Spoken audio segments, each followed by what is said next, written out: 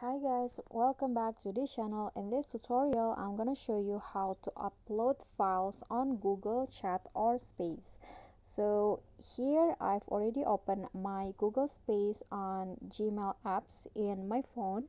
And if you want to upload files, you can just open the space and click on the space here, and then after that just click on the plus icon at the bottom left corner, and here you can see there are so many options. And if you want to send or upload files from your gallery, you can just click on photos, or if you want to um, take an image directly, just choose camera. But if you want to upload files from Google Drive, just click on the drive here. So for example, I want to just send photos, and here you'll be directed to the file on your phone, and after that you can just choose which one of the files that you want to send. For example, I want to send more than one files, or I want to upload more than one files.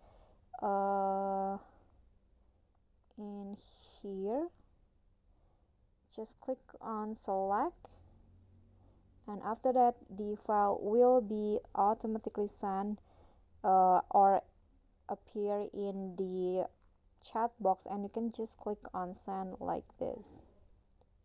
And if you want to upload files again, you can just click on the plus here.